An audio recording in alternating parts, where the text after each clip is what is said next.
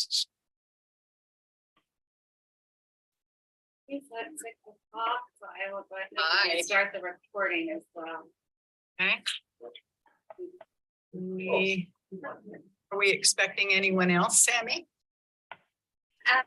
On Fox, but we don't need it on. All righty, that's true. Aye. Start the I recording. will call the work session of Coburg City Council. Tammy, would you do roll call? Yes, Kyle Blaine is present, Kathy Engelbretson, Mayor Bell, Counselor Lehman, and Counselor Wells are present. We have John Fox is absent. There is quorum. All right, thank you very much.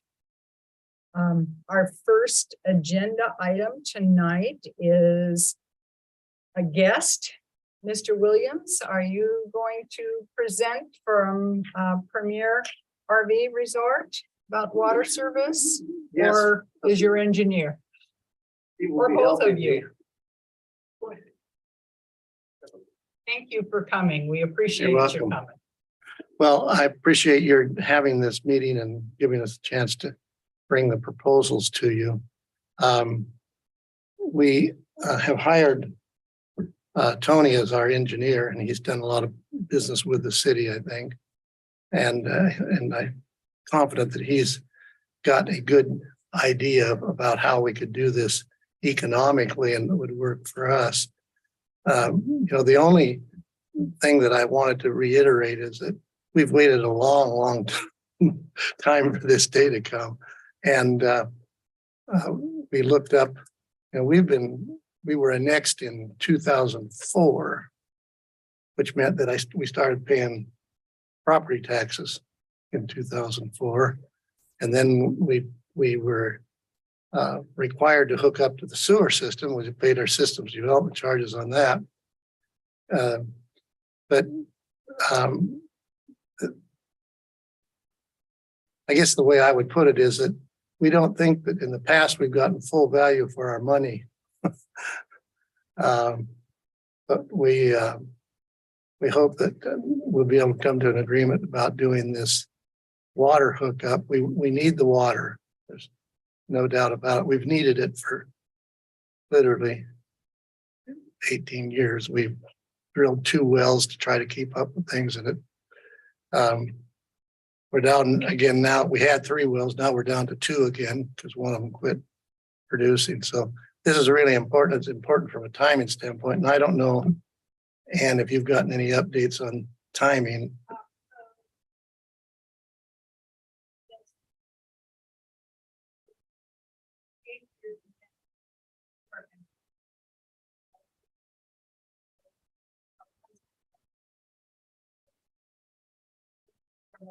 Good.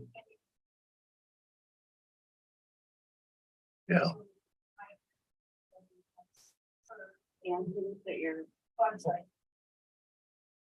I send it to DEQ. So that's where that is we can't move them any faster, but it is moving. Okay. And they're aware of the predicament. Yeah. And so they are working on our behalf. The Well, permit has gone in and they're working on it. We paid the fee, Paid which the is. fee, so they're reviewing everything. So you have to submit a pre-app and then you have to wait 30 days. And then if they don't say you can't submit, then you submit all your documentation. Then they review and then they say, okay, this is good. Now you can pay your permit fee. Once you pay your fee, then they start the true dig in of your application. We've also heard from Army Corps.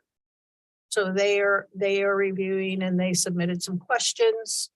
So it's happening. I believe that there is a site visit out there in April, early April. So stuff is moving. It's been a long process. We appreciate that, Mr. Williams. It has been for all of us, but probably not nearly as long as it's been for you. well, and I appreciate you having this special meeting. I'd like to let Tony, our engineer, make the proposal. He's done some preliminary work for us, and I think he's got a good solution for the hookup and that will be advantageous economically over some of the other things that we've been looking at. So Tony, do you want to take the stand here? Sure. Thank you. Thank you for having me. We're proposing to hook up a 4-inch line to the existing 12-inch line that you've stubbed underneath the freeway. And we have on the property already a 4-inch line that's about 300 feet north of our property line on the west side. So it'd be real simple for us to tap into the existing 12-inch line, go under the ditch with a bore, or I'm not sure if you can dig through. You used to be able to dig through a wetlands. It has to be bored. It has to be bored. Yeah. Okay, well, that answers that question. Just bore underneath the wetlands with a 4-inch pipe, come up on the other side, stub it out to our property, put in either a 2-inch or a 3-inch meter. And then we'll take it from there, hook up to our existing domestic water system, disconnect the pumps and the tank from that water system, which is probably very simple for them to do, and use the pumps and the tank for irrigation. So now you have 2 separate water systems on there, irrigation and potable water. And I don't see the construction cost being that great to add a 4-inch line, stub it to our property. That's kind of our solution in a nutshell. It's just tapping into the existing line, bore underneath the ditch, continue the 4-inch line to our property line, drop a meter, and then from behind there, we'll take it and we'll hook it up to our water system and disconnect the existing pump and well system. And having Semi put up the map so that they can see kind of the area. Brian kind of did a little bit of We drawing. have that in the packet. And you too, have it in the correct? packet as well. And I'll give you mine. That's mine.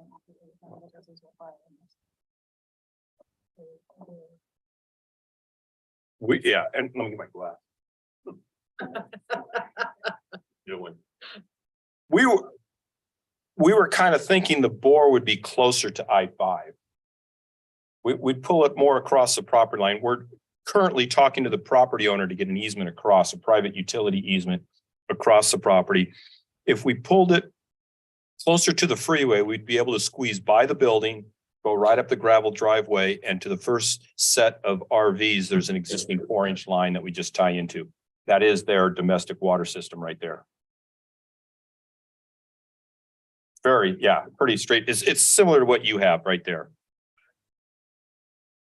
Oh, no, if you want to. No, we're good. I mean, it's similar to what you have. It just, we would do a corp stop. We'd tie into it closer to the freeway, not at the end of the pipe. Does that work or not? Not really. Okay, then we just go there, go underneath the ditch and then go around. The idea that I have is. I wish I had something to draw on. Maybe this will work. So what I was thinking is, say, this is the end of the pipe Mhm. in the bore pit. We would elbow up, bring it back over this way with another elbow there. Okay, Would be at 4 feet, 4 feet, between 3 and 4 feet and deep. that'll get us a foot underneath. the Right, ditch. then we put the valve in the blind flange here, They're doing this. I want to call attention. and then the tap will go right here. About Yeah, Permian I don't have any RV. problem with that, and that would be, that would. So- That would be, yeah, And- somewhere right there. Perfect. Yes. Okay, go ahead, Ann. I just wanted to call attention to the council that there has been a little bit of change in Premier RV in that it's not any longer primarily a place where people are pulling their RVs in and staying the night and leaving. There is some of that. But I think you said 75%. What is your resident? Well, it depends on the season. In Okay. the winter, obviously, it's much higher, but in the summer, it is primarily a recreational site. Okay. Okay, So it's not higher in the resident right now? Okay, Or if occupancy fluctuates depending on the season. Okay, thank you. Anything else, Ann?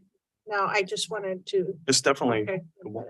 so are we, Brian, did you want to share what you were thinking so that council hears? well, it definitely sounds like we're on the same page. It does have to be bored. The idea was to, from the end of the bore line, bring it up to where it's a serviceable level or depth. So Public Works would put some elbows on, bring it up to between 3 and 4 feet. Somewhere in that depth. And then at the end of that line, we'd put a valve and a blind flange. So when the line is to be extended, it can be extended without any interruption. And then the 4-inch tap, I was thinking Yeah. 2 because that's what we had talked about, but We'd like to do a 4-inch. We just ran some numbers. Okay. And 4-inch will guarantee us we won't have an issue. so the only downside to what you're talking about with a private easement is the city owns up to where the meter sits, We- right? So that We should- easement would be for, Maybe we should make it a PUE. yeah, it definitely would have to be. Okay. Yep. All right, Because we would own it up to the meter, right? okay. So as long as you're working with Paul Burrell on, Yeah, and maybe if we can't get a PUE, we could put the meter. we can't drop it in the easement, the current easement. Okay, that's. Because no it, problem. yeah, it'd be private property. Okay. So that meter has to be on, In a PUE. Yeah. Or on a property. Right. I got it. Okay, so there's some things that we could work out. It's definitely doable. Right now, like Ann was saying, we're just waiting for the green light to be able to do any type of work, right? Because we have to work inside that permit. So the bore, if it were to be dug, we'd have to have a whole nother permit, right? To cross that area of the wetland. So if we bore it, we don't need that permit. Right, that's the reason. for the board. That's the reason for the bore. Yeah. Right, we just put you guys will be working to raise the pipe. You'll have a pit. Mhm. We'll have a pit on the other side. Yep. And we'll just connect the two. Yep. Off the wall question, what's your PSI there at the end of that pipe, you think? It's probably going to be somewhere between 55 and 60, maybe 62 Okay. at the highest, especially at the end there. I think we charted it at the hydrant on Roberts at 55. That's important to know. so is the proposal, and I just want to ask this for clarification's sake, is the proposal that the line go into a holding tank? Or No. would go directly? It would Okay, Go directly into the domestic system. It's just an underground piping system. okay, No tanks, no Okay. additional pumps. okay. I'm just Yeah. used to wells where we had a holding tank, I Right. mean, on a private well, and we had a pressurized tank that Right. then assured that we had water. Okay, so So it the- sounds like we're getting much closer. Yeah, so when we talked before, we were just going to use the existing reservoirs. But now those are coming offline. Okay, so there would have to be the appropriate sized RP just past the meter. Doesn't matter if everything is disconnected, we just have to protect the water Yeah. system. Yep. So, So it sounds like we're much closer. That probably y'all can just work this out, but we have to wait for permits to come through. Yes. And then we'll move ahead. And do you have a sense, or Brian, how much longer for the permits before? Yeah. I know Mr. Williams has waited a long time, right, and I think we're all anxious to move this forward. it's hard to say. Okay. I wouldn't think that it would go any past the end of July. I really don't think that we're looking at And it's hard that to long. say. Yeah, I know It there's no depends on guarantees. if one of them comes up with something. So one of the things DSL is doing is coming out so we had a certain amount of geology testing and stuff. and that went all into a big report. And it was sent off. So they come out and test to make sure that what we reported is actually what is present. And DSL stands for, Department of State Lands. okay.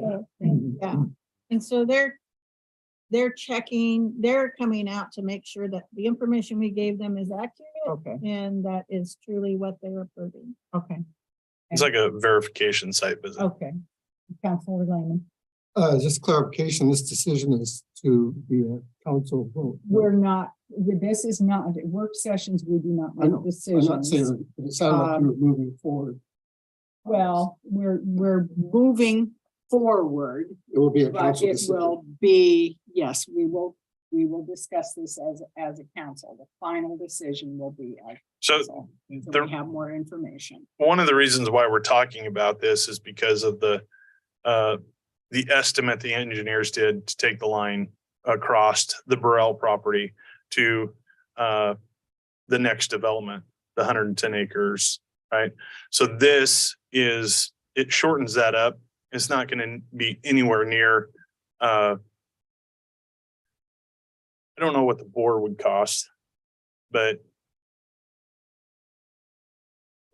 yeah, pipe, and you're probably looking at the same cost. If Public Works were to do the pipe work, the water works, obviously we can't do a bore. We don't have that equipment.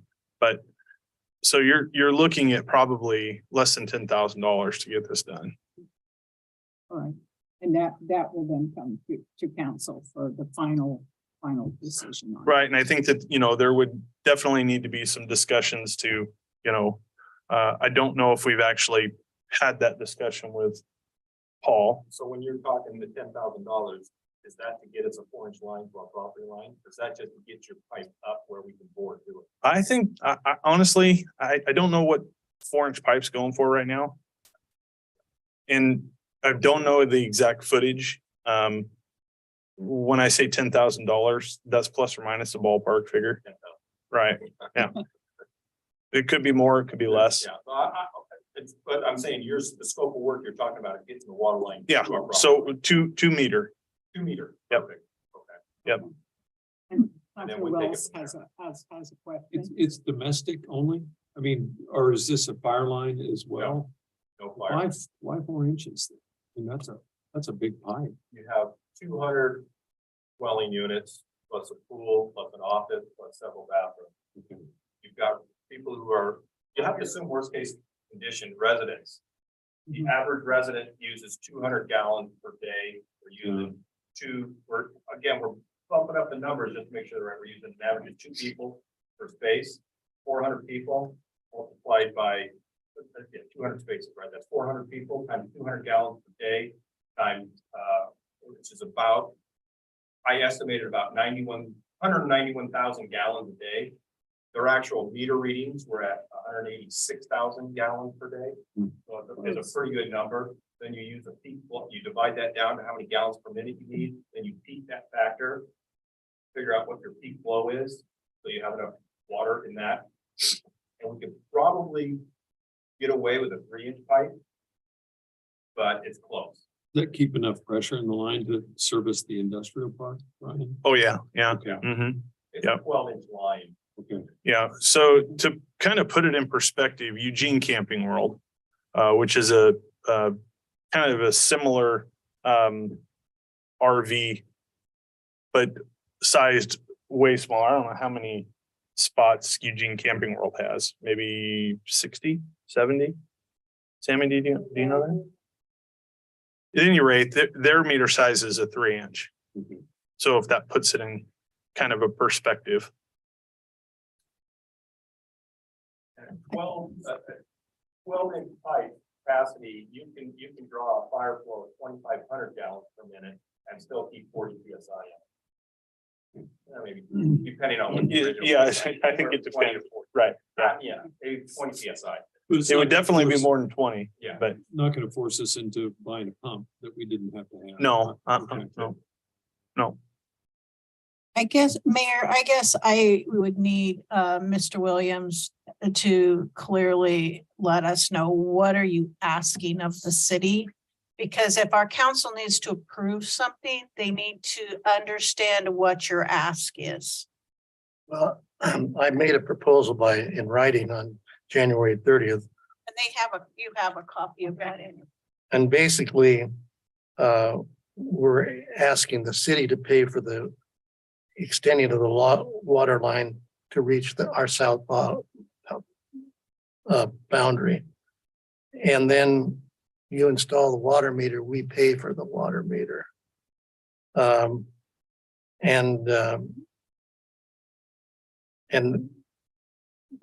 put in this that the size of the meter will be up to the engineer, not to me, but and so we've done that step already. We've hired the engineer to make that determination. And then probably the most important one to me is for our planning is to keeping ourselves mutually apprised of what's going on, so that we know that if it takes till July, we're going to be having to be real careful with what we're doing with the water this summer. Because it is true that we have some variations. I looked at all the data that our engineer did, and we've got all of the daily usage for the last 5 or 10 years. So we know exactly what we're using. The highest usage last summer was 186,000 gallons in one day. And what has happened in the past with our 2 tanks is that we run a problem of nearly draining them at certain times of the day because the usage isn't constant, it goes up and down during the day. So it's important for us to get it done as soon as possible. And we're still prepared to use our lakes for our irrigation water this summer. But the reason we want to get rid of that problem, or not rid of the problem, it is a problem. When you take water out of the lake, it has all kinds of little foreign particles in there that get into the sprinkler heads. And then we're constantly working on trying to get our sprinklers working again. And so the idea would be that what we will do when we get hooked up to the city's water for potable water, we will continue to use 2 of the wells, and they will go directly into the sprinkler system, not going through the storage tanks anymore. So what would be, I'm just going to ask this question. We want to keep you apprised also. Is a monthly, just a short note of where we are in the permitting process? Is that reasonable, or every 6 weeks, or every 2 months, or? I mean, I'd like to get it monthly if we could, okay, to get idea. I think that's doable. Do you think that's doable, Ann? Just at least a quick, a quick note. Here's what we've heard. Here's where we think we're going. Obviously none of us have any guarantees on things, but I think we'd all like to move this along as quickly as possible. You had mentioned to me that maybe there's somebody at the state that I should be talking to. Is that still something you'd want me to do? Individuals can reach out to the regional solutions team. And we've had individual property owners do that here in Coburg, and it did move things faster. And so, it's the governor's office regional solutions team. And you can call the governor's office and just say, I want to talk to the head of the regional solutions team. Let them know you're working with the city, but we need to move this. And a lot of times that call from the property owner is going to have a lot more weight than ours. So can I tell them that you're really mad at them? No, you cannot, because that team does work all over the state, and they do it on behalf of regions, and they work hard. I'm just kidding. Yeah, so be nice to them, Paul. All right. Anything else I can answer? Other questions? Councilor Fox, Councilor Blaine, any questions? No questions. I think it all sounds reasonable to me, as long as we can make sure that getting that easement and getting that pipe makes sense for the engineers. Obviously, we've owed you water for a long time, so looking forward to getting this all behind us. Thank you. Okay. well, Okay, thank I you had a very much. whisper in my ear here. And we want to know how we will find out when it is approved. We'll probably get a email that says their permit's been approved. Fireworks, yeah. Okay, We'll have a party. We will let you know as soon as we get that for Yeah, sure, even if yeah. it's not on the monthly. Yeah, no, I think that's gonna be important for us all. and I would say get a hold of Catherine. Okay. Because I hope that I'm gonna go traveling this summer. So she'll be our contact. Okay. Thank you very much. Thank you. I appreciate you coming and appreciate Tony, we appreciate the engineering report, and it sounds like we're coming to a meeting of the minds, and I like that.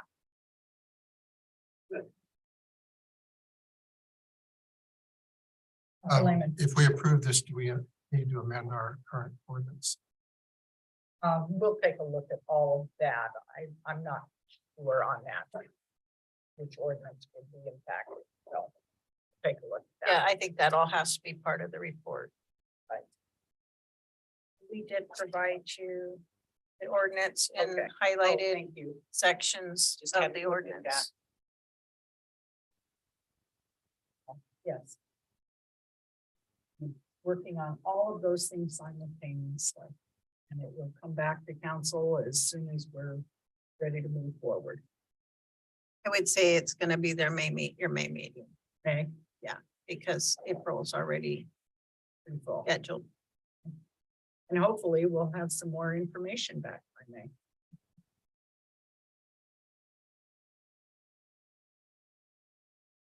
Okay. Our next agenda item is alley encroachment and vacation. I sort of put the two of those together. And Megan Winter will give us a presentation on that. I like a valley You vacation. like a valley Mhm, vacation? mhm. Yeah. Well, I don't know. It's kind of rainy right now. but- It's good cozy weather. Yep. Well, good evening, council. Good evening, mayor. I'm here to give you an update on the alley analysis project. This started a few years ago when council gave staff direction to inventory all of the alleys within city limits. And so the first step of that process, Sammy, we can go to the next slide, please. The first part of that process was for the planning department to work with Public Works and call in locates for each of the alleys. The city was split into quadrants, and so we did the inventory assessment by quadrant. Once the locate providers came out and marked the alleys for whatever utilities were present, staff went out and took photographs and took notes on what was present in the alley. It also developed a survey, which was sent out to residents whose properties abut alleyways. It was also put on Facebook and in the city newsletter. We received 27 responses on that survey, which is pretty good, really, for a survey in this community. We looked at those responses. We looked at the inventory notes and photographs that we took. Go ahead to the map.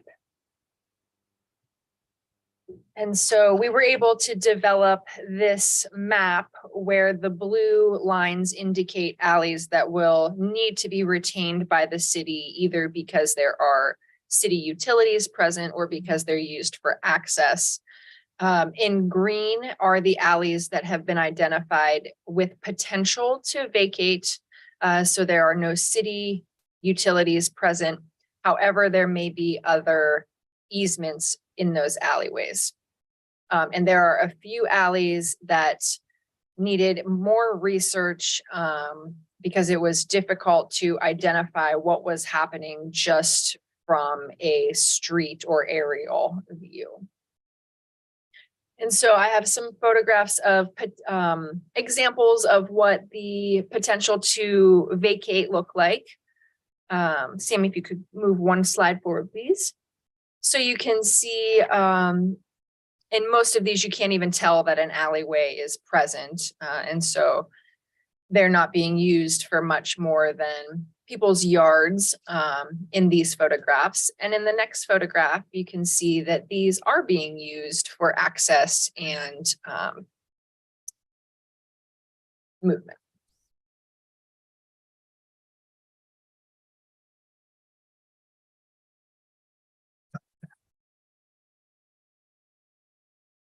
Key takeaways, Sammy, next one, please. So a few key takeaways from the alley analysis is that there are 14 alleys that must be retained by the city. There are 7 alleys or segments of, as you can see, those little green lines kind of broken up on the map that have the potential to be vacated.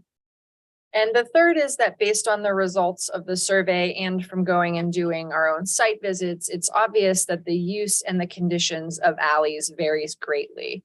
Some are cleared out and used as a connection for pedestrian walking network. A lot of people walk the alleys. Some of them are completely blocked. You would not ever know an alley was there. Some are used for dumping. Some have some unsightly obstructions in them. And so, like I said, it varies greatly, the condition and current use of those alleys.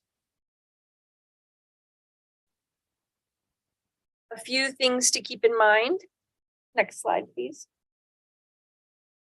Vacation is a type 4 land use process, which requires 2 public hearings at a minimum. The vacation process can be initiated by the city, or it can be initiated by a petition of property owners. The vacation of the alley would have to be agreed upon by all of the abutting property owners and 2/3 of properties within 200 feet. As I mentioned before, there may be other utility easements present and access required by those utility providers, even in alleyways where the city does not own utilities. And just considering a 20-year lookout at existing buildings, lot density, things like the increase in ADU development, accessory dwelling units, where people are beginning to use those alleys in different and new ways, and how that can be an asset for the city. And so staff is here this evening looking for direction on next steps. The first option would be to do nothing and leave the situation as it is. The second option is to vacate some of the alleys. And with that decision, we would need to know if that process would be initiated and therefore sponsored by the city. So we would be absorbing the majority of the costs, or is that something we would leave to the property owners to petition? And the third option is to vacate no alleys, but pursue some other next steps. Perhaps sending letters to property owners who have known encroachments in alleys, informing them that should the city need to move the structure or take access back in the alley, just to make them aware and provide record of that. A revocable right-of-way permit might be something that wants to be considered, or simply using the nuisance ordinance and educating the community further about what is allowed and what is not allowed, particularly in terms of dumping, and then utilizing that ordinance to cite those who are not using the alleys in ways that we would like to see. And we don't make any kind of recommendations tonight. This is simply for our discussion at this point. Right. Well, thoughts? Councilor Fox. I have questions. One with the dumping, why haven't, or have we sent letters out in the past? And what happened in alleys? What have we done in the past about the dumping in the alley?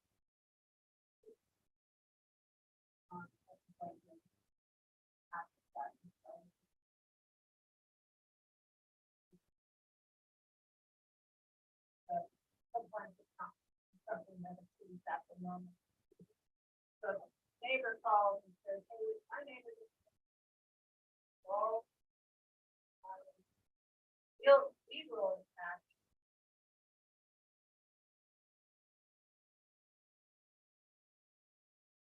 So we do that most times. There is lack.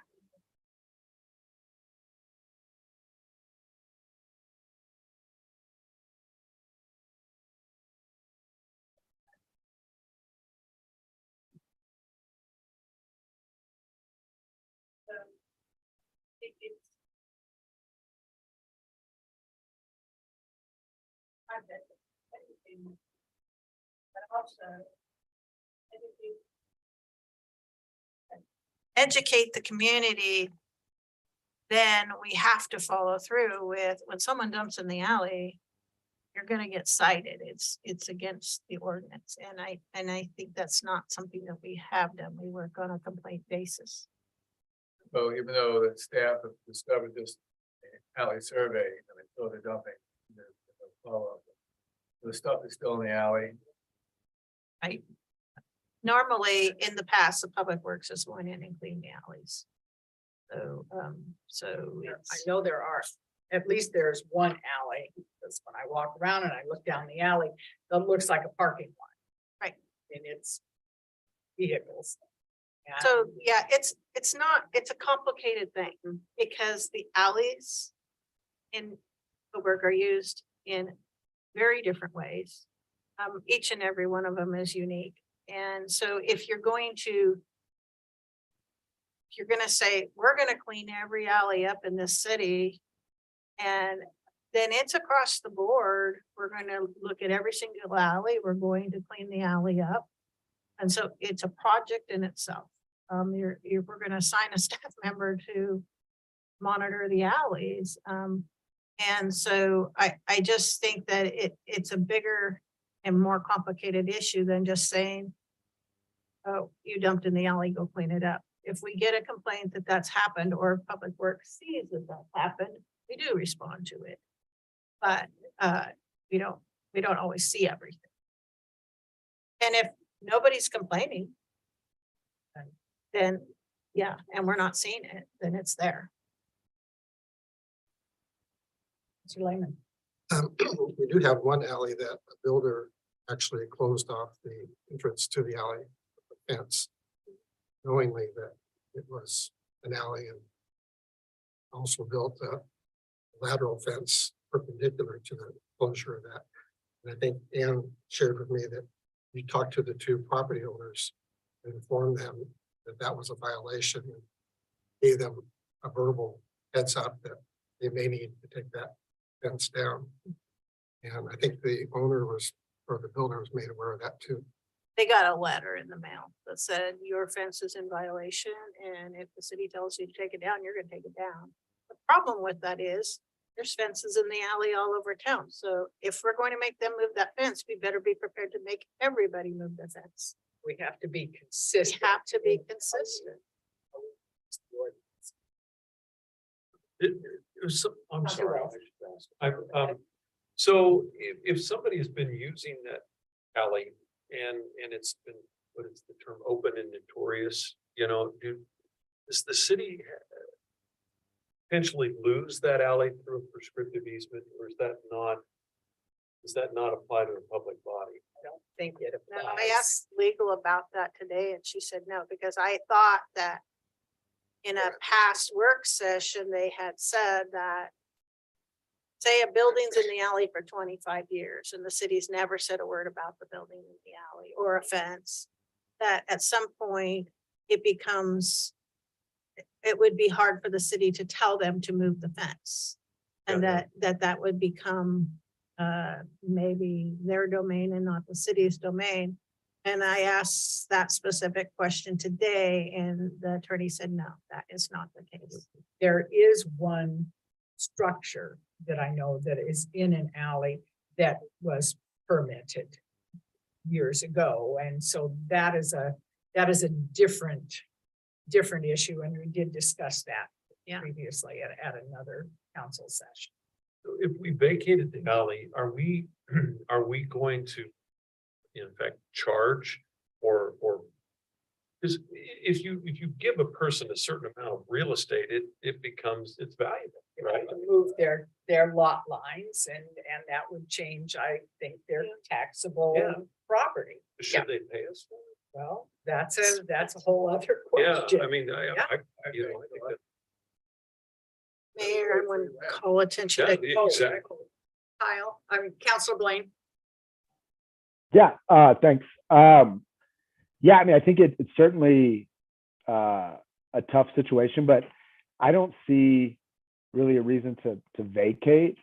I think if we don't want to manage it per unit and have somebody like Ann mentioned to run the staff and make sure it's cleaned up the right way, I feel like some of the alleys are maintained well enough. And if we just make it very clear that it's a per issue, per violation, somebody complains, then we deal with it. To sell them and figure out value in a small half alley and then have, within 200 feet, all these people agree with it. It just seems so difficult to get that done. And the alleys are part of kind of what I think makes Coburg nice is you can walk down an alley from a neighborhood to another neighbor. And a lot of, like Ann also mentioned, is ADUs being built. You need to have access to those if they don't have street frontage. That gives off-street parking. To me, the alleys are an asset we haven't really utilized. And I think we need to maybe talk about, in my opinion, talk about some opportunities to utilize those assets the right way. Some of them, sure, there is obstruction, they're not going anywhere. Maybe they make sense to vacate, but overall, I think the alleys are kind of what make downtown Old Coburg kind of unique. And if we can figure out a way to do it responsibly and the citizens enjoy it, and we can still add access to future development within that downtown core, I think would be great. Thank you. I did want to just mention that just full disclosure, I do have an alley behind my house, so. And they said it was okay to still be part of the discussion. Thank you for that. Yeah. I think I pretty much agree with what Councilor Blaine was saying. There's actually a lot of benefits to having alleys. I mentioned that briefly in the work session that we had in January as well. But, being able to access things like an accessory dwelling unit in your backyard that maybe would be impossible to access with a vehicle if you didn't have alley access. Being able to get into your backyard with a vehicle to do cleanup of brush and things like that. There's advantages to having it. I realize that some of the residents would just rather have a bigger yard, and I get that too. But Councilor Fox brought up a point at an earlier meeting too, about the idea that, we do have some residents in this town who are accustomed to the fact that they have they are using the alley as part of their yard, and it's been that way for years. And they would probably be very upset if they were asked to move their landscaping or their fence. And I believe it was Councilor Fox that said another way to potentially deal with that issue is to simply deal with it whenever the property gets sold. So the next time the property sells, that property owner has been there for 30 years. It's not going to matter to the new property owner. It matters to the person that's been there for 20 years or 30 years. But using that type of an approach, it doesn't force people to change. If they've been here for 30 years and they don't want to change, doesn't force them to. It's just when they go to sell the property that it becomes, maybe some shrubs have to get ripped out or whatever. Yeah, a fence has to move. sense, but how do we track that? How do we track that? How do you put the for sale sign on the front yard? You know, I think it's a good idea, but. Well, when Just so- properties are sold, we all get a flat map of Absolutely. our property line. Yeah, but I mean, how would the city go about tracking that? That's a great question. And Anne, would you have an answer for Well, I that? mean, one of the ideas that we put here is that we would send a certified letter, and I would send it certified to every property that has an encroachment in an alley that says, you have an encroachment in the alley, the city knows it's there, you know it's there. And this, we may ask you to move it at any given time, but you could add that if you sell your property, that encroachment has to be removed. But then that gets placed in the property file of the city, and you would have to ask Sammy, how would, told and if that comes up. I don't know the answer to that. I think you put a lien on the property. Against the deed. That would be that. Okay. Yes, a lien. A recorded lien. Okay, so with, and Counselor Fox, I'll be right back to you. I just have one question and I'm gonna take my turn here. So would the letter go out to all property owners that have an alley behind them? Is that what the suggestion is? Or just as we've looked at it, those property owners that have things in the alley? I'm not, The site, and Okay. either we're gonna make everybody aware that this alley is here and your Uh-huh. property abuts it, and if you encroach into it, then you're gonna have to remove whatever. Or you send it only to the property owners that are actually encroaching. okay. So I believe that, Brian also would like to Okay. share when there's time. Can I, Counselor Fox, you've been patient and waited. I just like where the discussion is going. I favor Counselor Lyons and Counselor Bretson's comments. And from the beginning, I didn't like the idea of vacating the alleys unless we vacated them all, and obviously that can't be done. And then you have this 2/3, 1/3, as Counselor Blaine put out, and 1/3 doesn't want to do it, and no choice. And if we did do it, which I'm against, they'd have to buy it, not just get increase to the tax law. Right? Brian? did you Yeah, so, wanna Join in here. yeah, I just wanted to point you back to this map. There's just a couple, when Megan and I went out, we definitely got 1, 2, 3, 4, 5, 6, 7 locations for potentials. But the reality was there was definitely 3 that make no sense. And that would be the one at the top of your page off of Macy Street, right? And then the one off of Skinner, it kind of shows behind some houses. And when we go to the next slide, I'll walk up to the TV and I'll point to what I'm talking about. Oh, you are. And then the one that's the triangle piece right there off of North Skinner as well. So those are the 3 that absolutely made no sense to be in the system at all. Because they serve absolutely no purpose to anybody. The triangle piece especially, that was kind of the one that I think that's actually one of the catalysts. The reason why we're here was that little triangle piece. And then, of course, the Miller Alley build. Sammy, if you could go to the next slide, the one that's got a picture. I think it's back. Yeah. Back one. There you go. Maybe one back one. So that, No, it's, there you go. Okay. Yeah, so that one that's on the, right here, obviously it would never be used for an alley. It goes maybe 20 feet, 30 feet, down this direction. so And it's that's got the. a powerful right in the middle. Oh. Oh. It can't be. Yeah. There. Sure. Hit the button when I want to stop? Yeah. Okay. I'm in control. I'm in control now, Kyle. But you're good. Like you can keep going. I don't want to interrupt. So I was pointing to the one that is at the left of the screen, the one that has the locates out in front of it. That has the power pole kind of off to the left-hand side.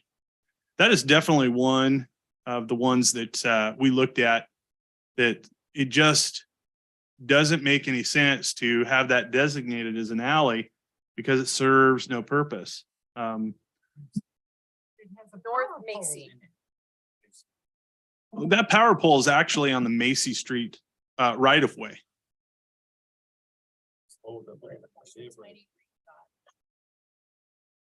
Lyman Brian, has a question about that. It may not be an alley, but it is an easement the city owns. And could be used Correct. for drainage, other purposes. Is it currently being used by any of the property owners, and how many property owners abut to that? Yes, you're absolutely right. It could be removed from the alley and used for stormwater management. You're absolutely right. It could be. How many property owners abut to that, and are they using that property in any way? Two. And are they using that for any purpose? No. Okay. Use it as an easement and use it as part of your storm. It's very possible. So Megan, was the one in the center, the one on Skinner Street? I can't remember which one that was. Yes.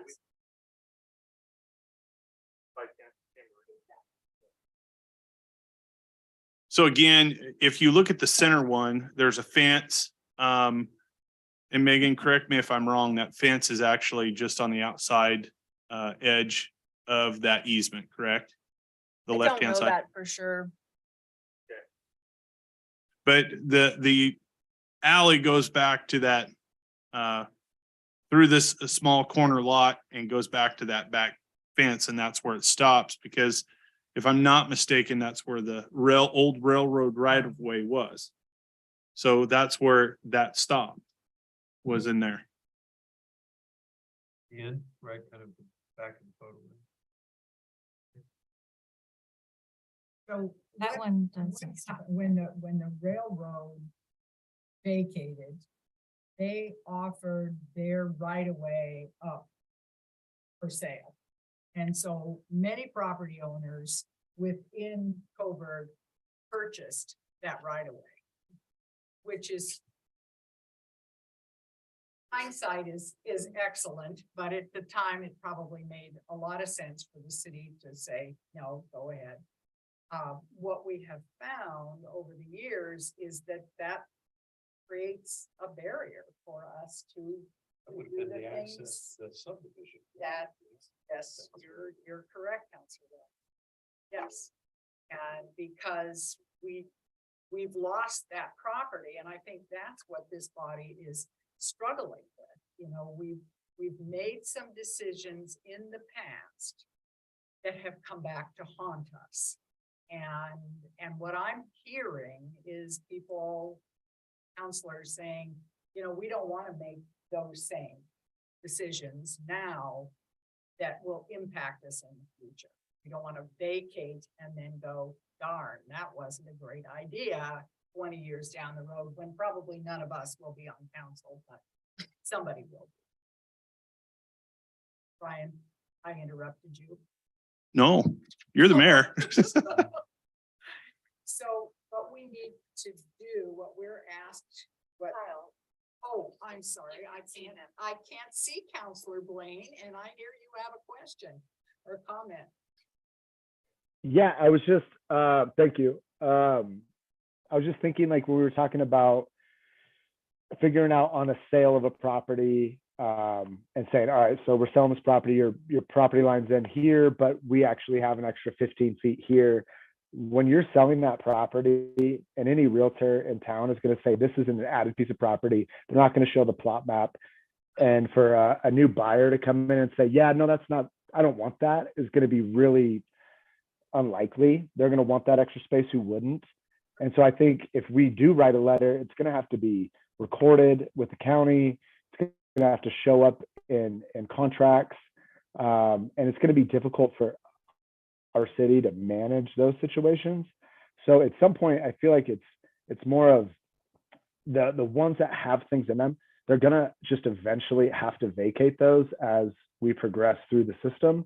Right now, of course, we can leave them. Maybe if there is a sale or something happens to one of those properties, we can come in and remove them. But obviously it's a very difficult conversation, but I think if we're adding more work to ourselves, if we think we're going to manage each individual property sale, especially with how long people own properties in historic Coburg, that could be 40 years, that could be 35 years. And to have this document in there stating X, that they have to vacate that property at a sale, it's going to be really difficult to manage.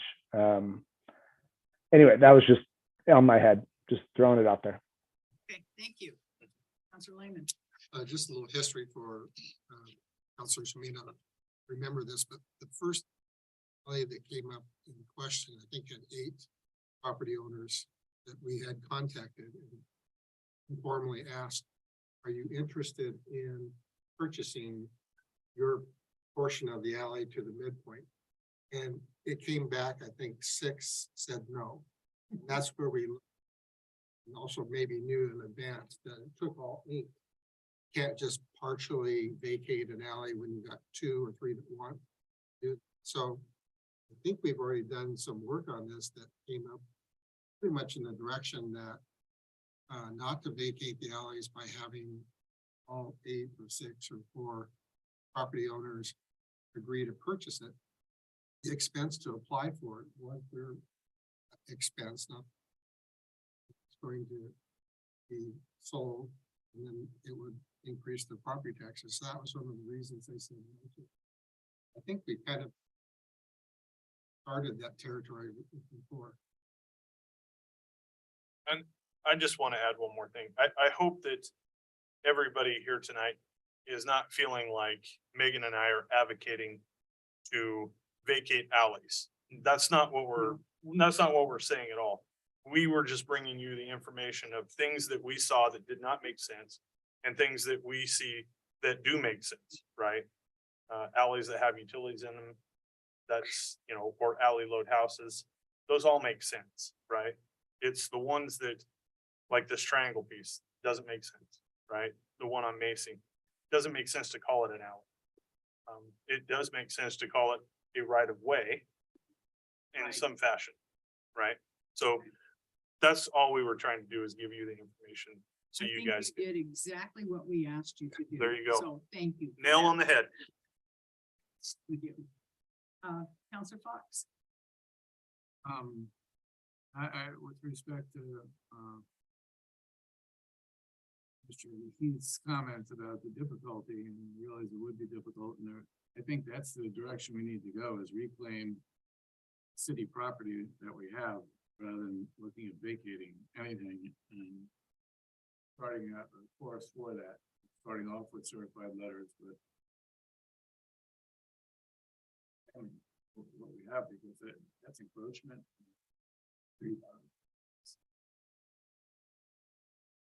Politically correct language to use.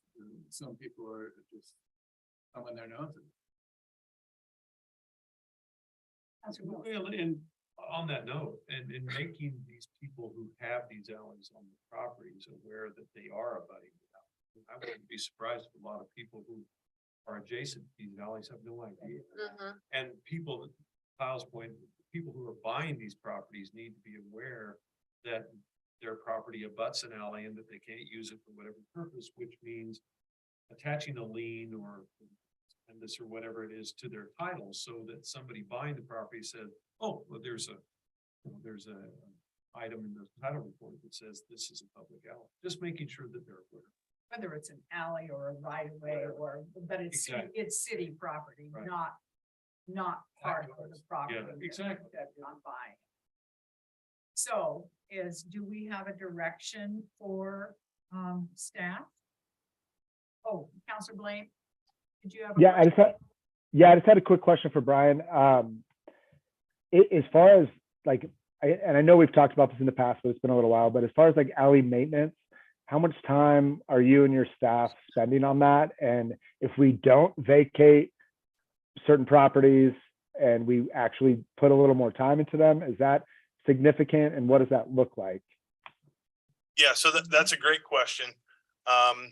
The next time you guys meet, I can have an exact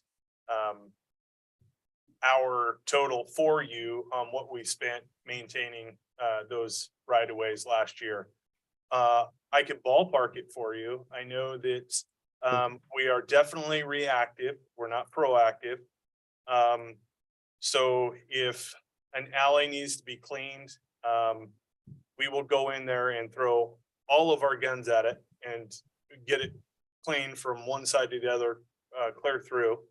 And it may take a day, half a day, depending on the growth of vegetation. Usually it's around noxious weed time because we don't want to send someone a letter and then have somebody send us a letter saying, yeah, but your alley is overgrown. So we try and be a little bit more proactive in that, but typically it's when somebody calls and says, hey, I can't get my truck through there because all the blackberries are growing in there. So then that's when we go through and we kind of do some cleaning. We don't spray any weeds in any of the alleys. It's all machine, hand tools and machines. So it sounds like some property owners are very cognizant that that is an alley. Yes. And they utilize it as we would think an alley would use. Yes. And when they can't, they let us know. Right. Okay. That's what I Think we could use. Thank you. Funds for clearing out the alley and putting gravel down. Yes, once we gravel the alley, then it becomes aesthetically pleasing for the first maybe 6 to 7 months. And then once the weeds start growing through that gravel bed, now we're mowing over the rocks. It just becomes very cumbersome. I would agree with you. Alleys that are rocked now, so the north-south alleys, and the main one that I'm talking about is the alley just off Willamette from Dixon to Macy. That one is rocked, and it does need maintenance, and we just have not done a good enough job in maintaining that alley. Whether we use gravel or just crack, but it's not mud holes, I do think maybe the transportation utility funds could be applied for that purpose. We'd Both have to staff look- time. We'd have to look at the ordinance on that, because the ordinance is pretty clear about what we can use those tough funds for, so, but that's certainly a suggestion. Any other input, questions, comments? Do we have a direction for staff? It's number 3, vacate no alleys. Cross out the possible steps. So no vacate no alleys is the recommendation. Are we also recommending that staff provide a letter to property owners? That would be 3A. Yeah, I'm in favor of that. And 3B, educate the community. Okay. And So do you want a letter to all properties that are abutting an alley, letting them know the city's policy on alleys, and then another letter to people that are encroaching?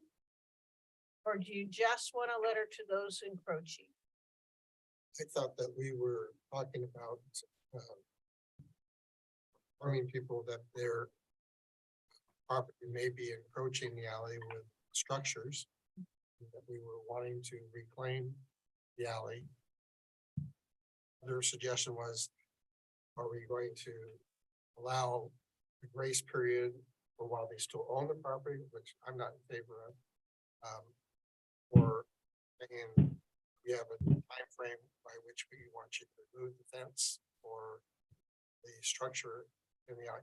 I would be as opposed to an existing structure that's there.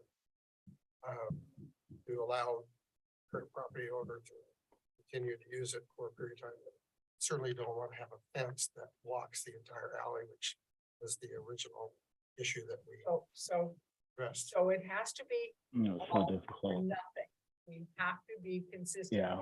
We're saying remove a fence, then we've got to go to every property owner that has a fence there and make sure that that is removed. Well, there's a distinction between a fence that obstructs the access to the alley as opposed to a fence that is in part.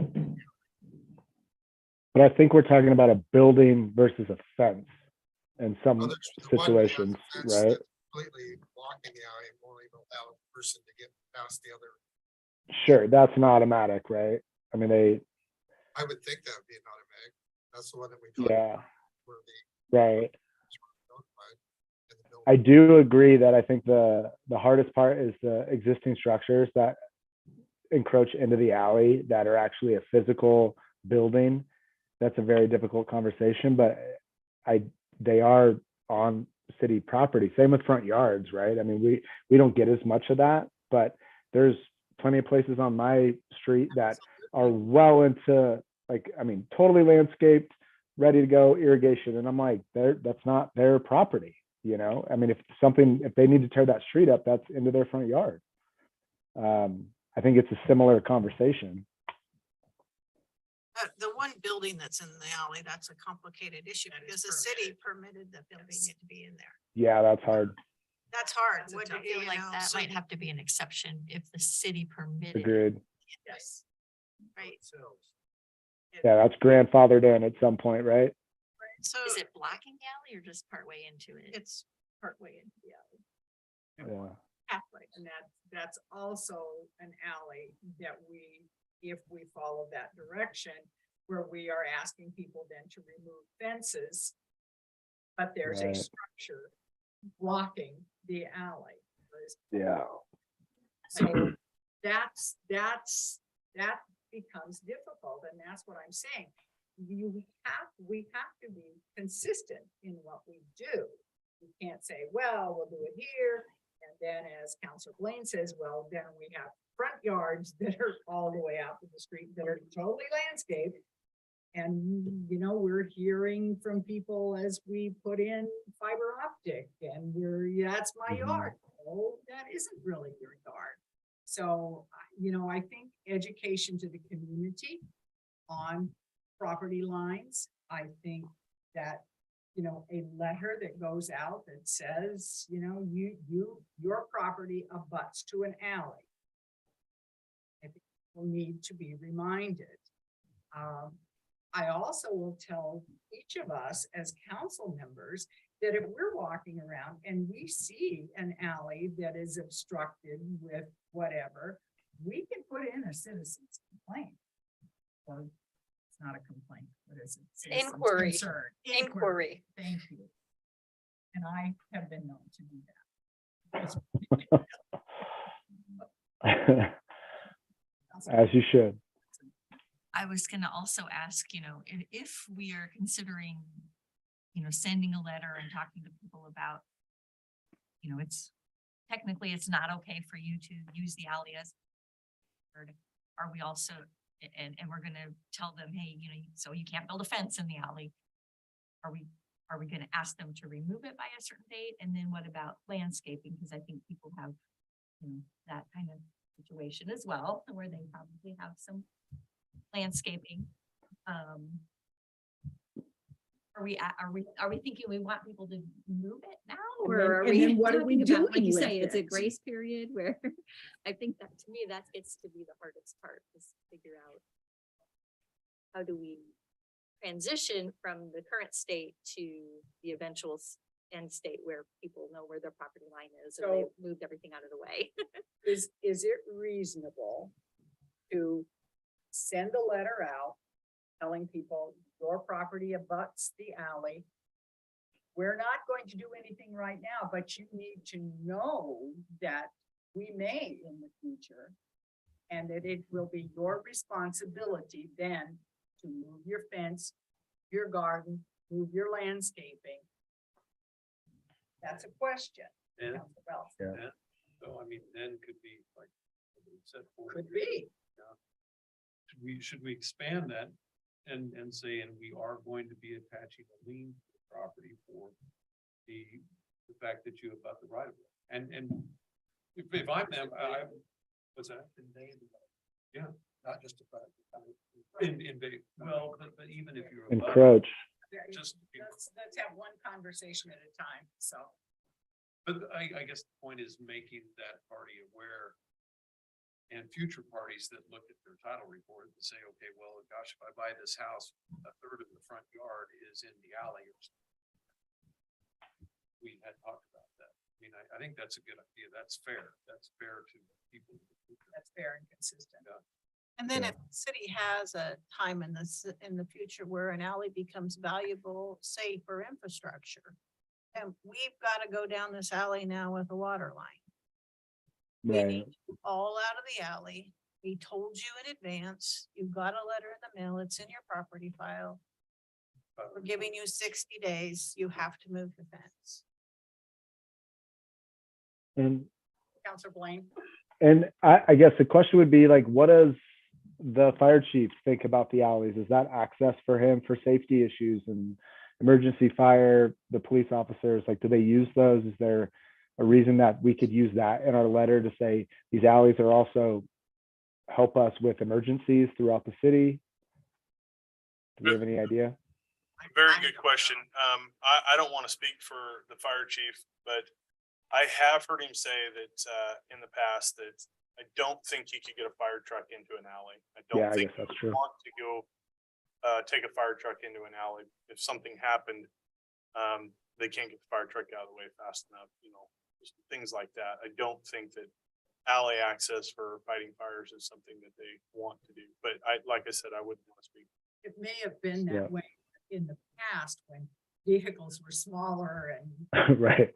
I Right. don't know. Yeah. And that's a very valid point. So most of these alleys that were created when this town was first incorporated, we all have to remember that they were for delivery with horse and buggy, right? I mean, that's just the way it was. So, having access to the back of your house for, firewood to be delivered or things like that, goods and services. That's what those alleys were created for way back when, fast forward 100 and something years. And here we are trying to figure out how to manage a narrow alleyway and keep people from building on it. Right. I have two questions for you. I forgot the first one, but the second one is this. The triangle piece is the one, I'm kind of like a pit bull. It's got a bone in my mouth right now. This triangle piece off a Skinner. Let's say that it serves no purpose, right? If the two property owners that abut that triangle piece were to come to the city and say, we'd like you to vacate this alley, at that point, are we going to do that, or would that be on their dime? I think that Megan and I want to make sure that if somebody comes in and says, hey, we want to get rid of this, what's the process? Megan can affirmably say, I will move that is their dime.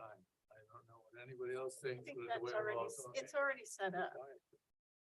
It's a variant. It's already in planning. I mean, we've already, I believe that we did one down by them. Oh, Jeff did one. Property owner applies. And it's their dime. They have to. I remember. that. okay, I think that was part of my question because the city can choose to initiate. And if that were the case, City based in this.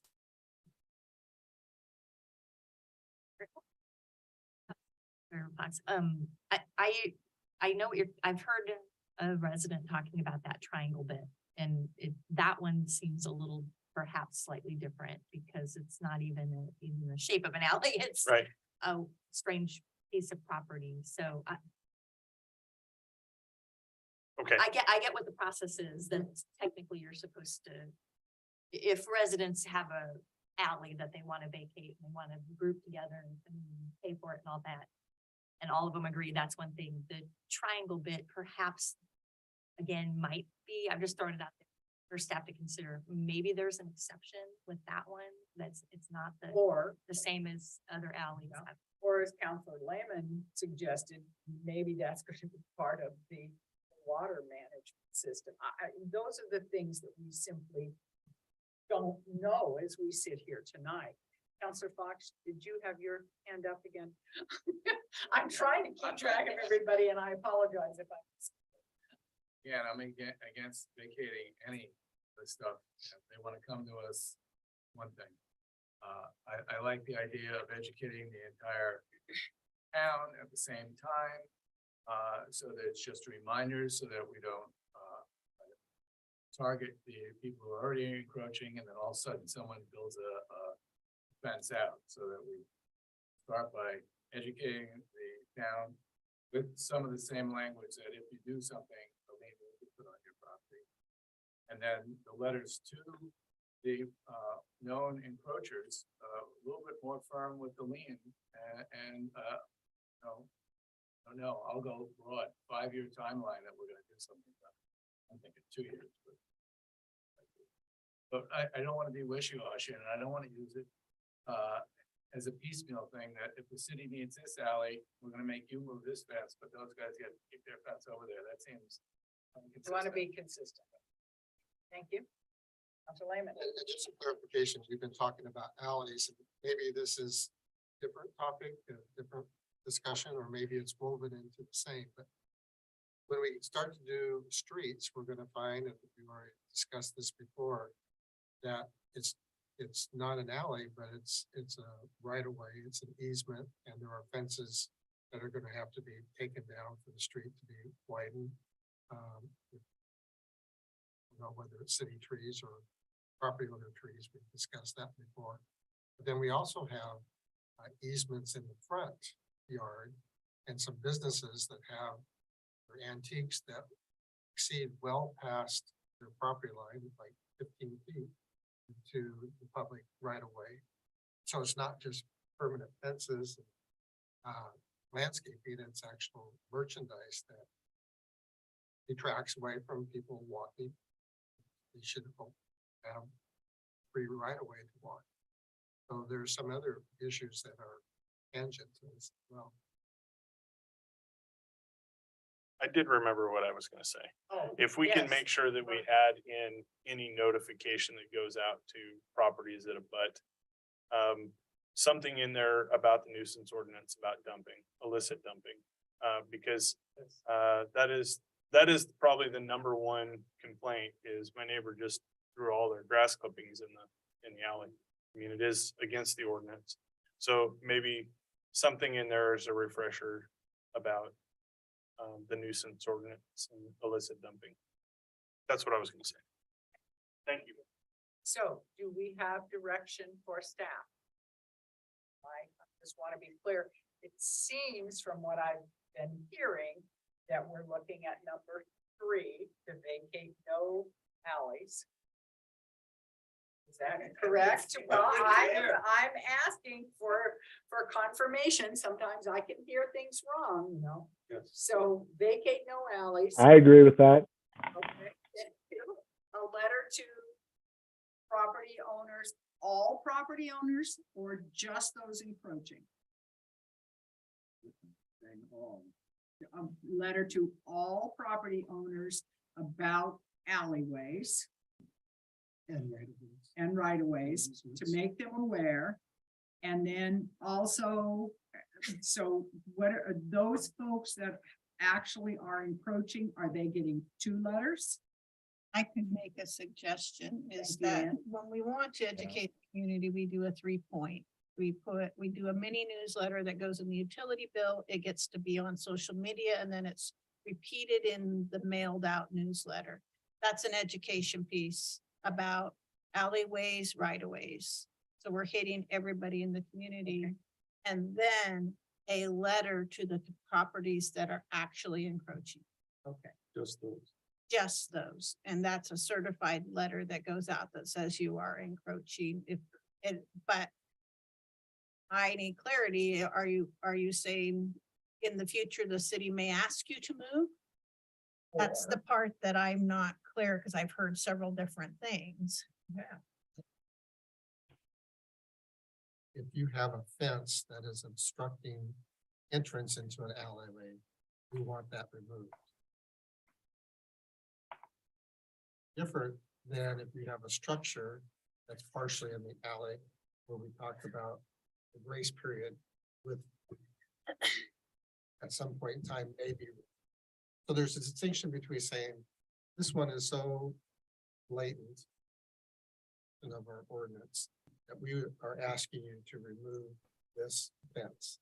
And I'm hearing people say, if it's not obstructing access to the alley, we might have more of a grace period to ask you to remove it. We're not telling you now to remove it, but we are exercising our option to say, we may at some point in time, future ask you to do that at your expense. This is just a warning or an information to you as the property owner. Yeah. Fox. I don't know who you heard say that, but I either want to go one way or the other. And that's where I'm like the timeline, and I'm all for the lien thing, and I think the lien should be in the certified letter that we're gonna put a lien on your property. And that we come up with the timeline, that it's within 2 years or whatever. And so we address the thing. If we have a person that does citizens inquiry, like this property that has 8 property owners, there's a fence that blocks it. We don't know that one of those property owners say, I'd like the ability to property. Can't do that anymore. This fence is obstructed. I think that that's your violation that it has that removed. I'll ask it to be removed, and anybody that fills out an inquiry about it should be enforced. So now fill out that citizen inquiry. So can I, what, if we do the liens, what burden does that place on our city staff? Well, I mean, Sammy can speak to this better than I Okay. can, because it's her, that's her area, but there's a cost to the city. Liens are not cheap. And so when you're talking about putting a lien on properties that have an encroachment, I don't know what the total number is. Megan, No. you might know that, but. $125 to $145 is gonna be our recording cost individually for each lien that we place. So each tax lot. So some properties may be in single or double. You're also going to have to, we're talking about these liens. These are legal documents. You can't just record anything onto a county title. So an attorney is gonna have to spend quite a bit of time creating this exact legal verbiage that can be tied to our city titles to capture the legal responsibility that you're going to be asking each one of these property owners. We can't say maybe if it's going to have to be a pretty big ordinance policy that draws it back to it and legally written.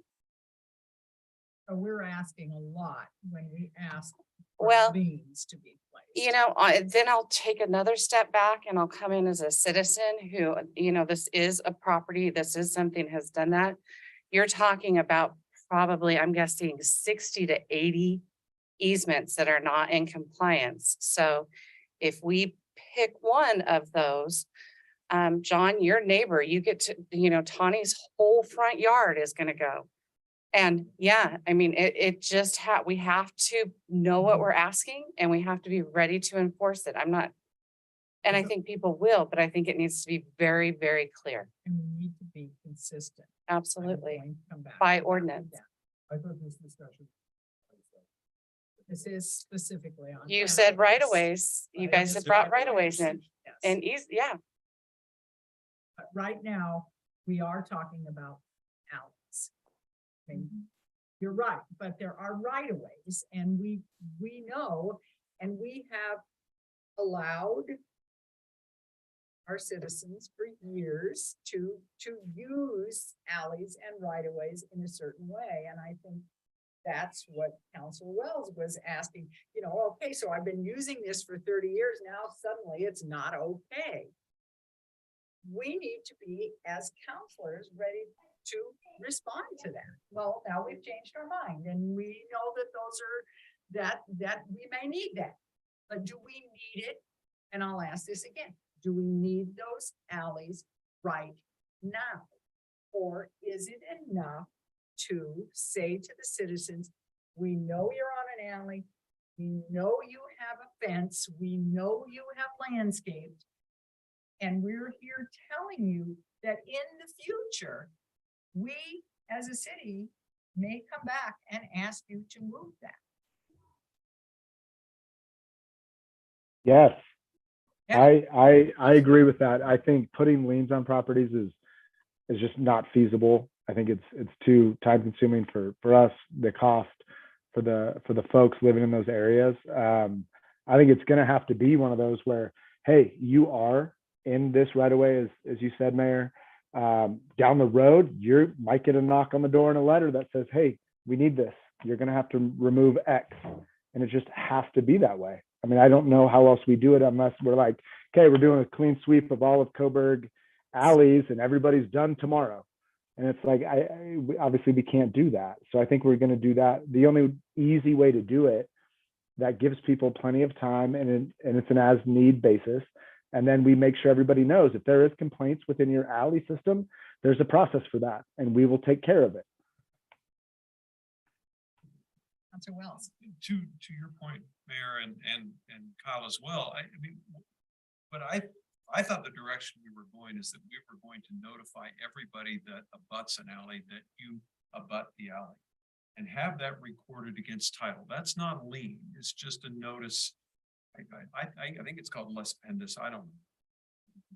But anyway, it's a notice that attaches to the title that tells everybody that you abut an alley, current owners and future owners of the property, but it doesn't assess a lien. It doesn't say, you know, this is, it is the same cost. I agree, but it's the same words for every single property owner, not specific. Exactly. And I think that's going to, fear of God, no, you know, into some people that are currently encroaching on that alley. They're like, okay, well, future property, and if I want to sell my property, they're going to find out that I'm on an alley and that a third of my front yard is in that alley and that we're going to have to take that off. And that might compel them to start to scale it back. I don't know, maybe not, but I think it's only fair that we let, because I wouldn't be surprised if some of these people don't even know they're on, especially ones that aren't developed as that. Or it was done so long ago. Exactly. So what is our direction to staff? Is staff clear at this point? I would doubt it. I think we switched gears again, and so that's a no. So I heard initially, we're gonna educate the community about the use of alleys And I think we're still on that. and the nuisance ordinance. And then we were gonna send a letter to the properties encroaching in the alleyways. And then I just heard everybody that is abutting an alley. So I'm a little, Okay, fair enough. So I think we're clear on the education on part 3B. And that, as you described, Ann, and you described it very well, the three-pronged approach for that. The letter in the note in the utility bills, social media, and in our town publication, correct? Yes. Okay, so we're good on that. Then you gotta help me out here because I'm not sure I'm clear at this. The letter would go, and this would be a certified letter to the properties encroaching in the alleyways to make them aware and provide, and those letters then would go in there's a file on every property owner. Is that correct, Sammy? Every address. Every address. And so that letter would go in there. Can we start with that?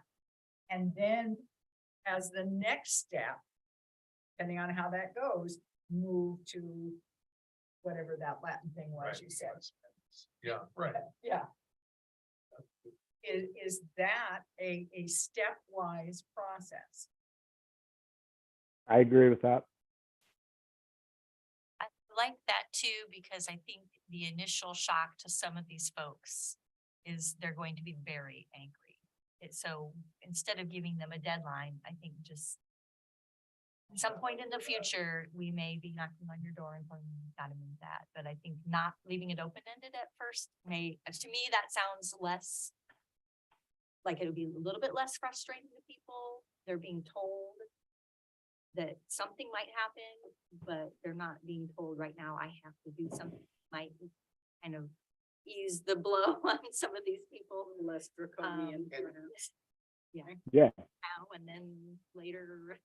Counselor Lehman? And we include this in the letter, and it kind of goes back to what Councilor Fox said and clarify it. If you're very much opposed to vacating an alley, I think we all agree to that. But could we put something in the letter that says, if you currently block it, the city will be asking you to return communities access to that alley? Because in Are you essence, talking about the fence? we're vacating it because we can't access it. And that was going to be the certified letter that went out to those property owners that are currently encroaching. Am I correct in that, Ann? That's my understanding, that that's just That going is out my- to certified Saying letter to to those that are property. encroaching that we're giving you a time frame, except if you actually are blocking that. There are, how many of those? One. No, that's not true. Oh, really? Because there are, It's there completely is, blocked, you can't get into the alley at all. there are several alleys as you walk around this community, you look down there and you go, I can't walk through there because there are 5 vehicles in that alley. Well, Or it's there's vehicles. this big pile of Vehicles shouldn't stuff. be there. Well, there are. Yes, alleys. that's The Hayden Homes development has their alleys, the developer closed them. Developer closed the Yes. alley at Hayden Homes. Yes. And that was approved by the city, I'm assuming. I I think wasn't it- city administrator at that time, so I don't have that knowledge of who approved that, but that was blocked Yeah. at the time of the. Right, so you can't walk through that alley. But if we anyway. approved it, then it's approved. Well, I don't So- remember either. I don't remember that. I that don't have piece. any knowledge of. No, But they we better would write have to take a look at We that. would Yeah. have to research it, but I don't, yeah, I certainly don't, and neither would Meg. She wasn't here. so No. We It would be in have the to. look. planning approved It- it- document. Somewhere, and we can certainly look at those things. But what I'm hearing you say is that we'll go ahead with the education, we'll go ahead to the letter to the property owners, a certified letter that we can look around and that are encroaching in the alleyways at this point. And I'm gonna be quiet after this. Okay, about- Council No, I Lehman, just want to clarify. and then you're done. Okay, I just want to clarify, there's more than one permit obstruction to alleys, or the other ones you said that are blockage, they're basically dumping cars or trash or garbage. Are you speaking just about fences or other Any kind of structures? Yes, permanent Obstruction that was created. yes, those are in more than one alley. Yes. So for example, what kinds of ones are you talking? Are there other fences? Like a shed, a shop, storage That buildings. completely blocks the alley. I can't speak as to how far into the alley it goes, but it would encroaches. impede Well, there's a the, difference between encroaching.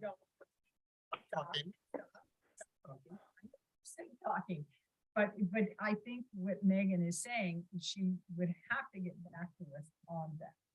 And I don't know that there's a difference. An encroachment is an encroachment, whether I'm in that alley a few feet or I'm blocking the alley, that is still an encroachment. And I disagree with your assessment. The encroachment is different than a complete blockage. And that's why I'm saying I want the city to ask anyone who put a permanent structure that completely blocked. that to remove it. I don't think, I think. well, again, one conversation at a time, please wait to be recognized. And I think that we have a plan to at least start this process, not to end the process perhaps. And I don't disagree with you on that, but what is staff clear on the direction that we're asking them to take? No, I'm seeing. Well, no. I am clear with a certified letter to the properties who have things encroaching in the alley, saying that the city's aware it's there. We're not gonna ask you to move it right now, but in the future, you may ask you to move it. This is going to be recorded in your property file. And at some point in the future, the city may take more action. An important piece, the city may take Yes. more action. And that's what I have so far, so if there was further as far as blocking the alley, that, I'm still not clear, so. I'm not sure I'm clear either.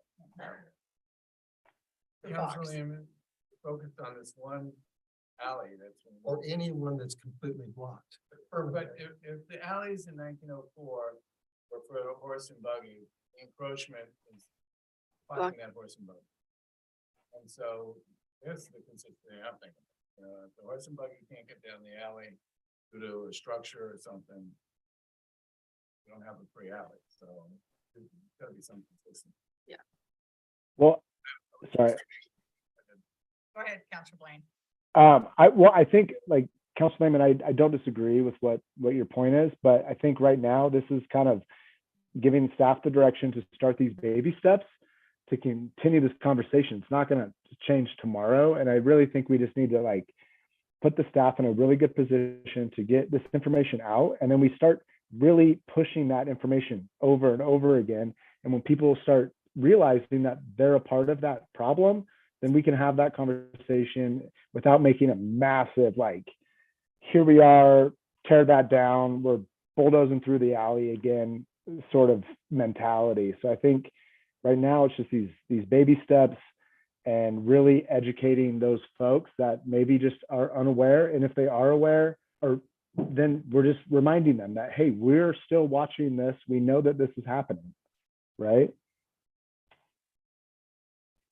Counselor Fox. I agree with that. I think starting off softer and that we could have, prior to the Latin thing, it would be great for Sammy to get the exact number of properties that we would put $145 on so that we know what it is. Since it's pre-written, we don't have to go down legal alley. That we could have an invitation, public forum with invites going out to the encroachers to let them know our direction, so that we're inviting them into the thing and not just alienating them by being a hammer of Thor. I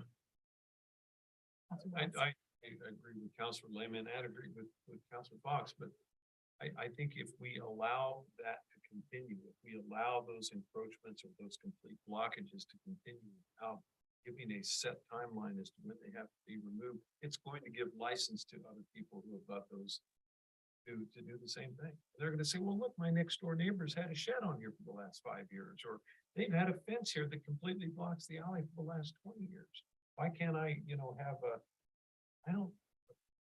But whatever, but what are we going to do with the alleys? What is your vision with the alleys? If we go in and say to everybody in our community, clear that alley, because this is what we're going to do with it. I mean, what are we going to do? Is Public Works going to maintain all the alleys or city property? What is the burden that places on Public Works? Are we hiring another Public Works person just to take care of the alley? Are we hiring a contract? I mean, what are we going to do? And I don't want to vacate alleys either.